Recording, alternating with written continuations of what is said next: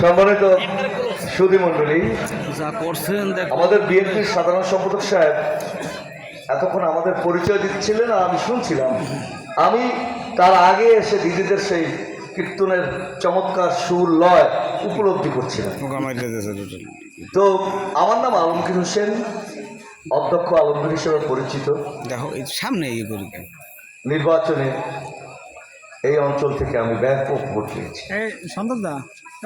সংখ্যাতত্ত্বের বিচারে আমি পরাজিত হলেও খুব অল্প সময় বাংলাদেশের সকল নমিনেশন যখন দিয়েছে তার 1 মাস পর আমার নেতা, আপনারা জানেন যে তারেক রহমান সাহেব 25 তারিখ দেশে এসেছে, 27 তারিখ আমাকে নমিনেশন দিয়েছেন। আর একজনের নমিনেশন এখানে ছিল, তিনি মনে করেছেন আমাকে দেওয়া দরকার, তিনি ব্যক্তিগত উদ্যোগেই আমাকে নমিনেশন দিয়েছেন। আমি হয়তো পরাজয় বরণ করেছি, কিন্তু আপনাদের ভালোবাসা তো কমতি ছিল না। আমার সনাতনী ভাই ও বোনেরা, আপনারা কিন্তু প্রতিটি মানুষ আপনাদের সর্বোচ্চ চেষ্টা করেছেন মুক্তিযুদ্ধের পক্ষের একটি শক্তিকে গড়তে।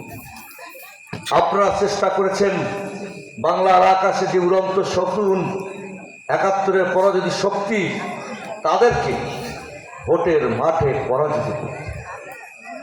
আমরা পরাজিত হইনি, আমরা পরাজিত হইনি। সাময়িক হয়তো কষ্ট হয়েছে।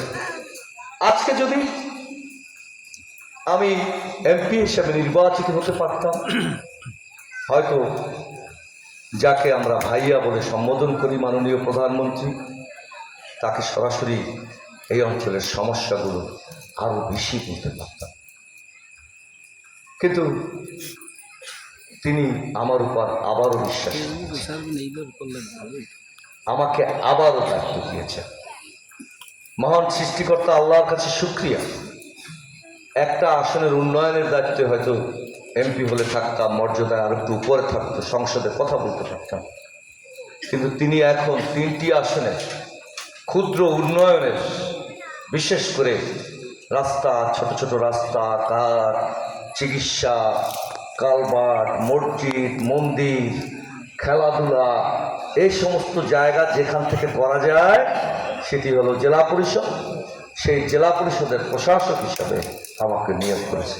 আমি সৃষ্টিকর্তার কাছে কি বলে কৃতজ্ঞতা প্রকাশ করবো তার ভাষা আমার কাছে নেই। আর তার প্রতিও তারেক রহমান এমনভাবে আমার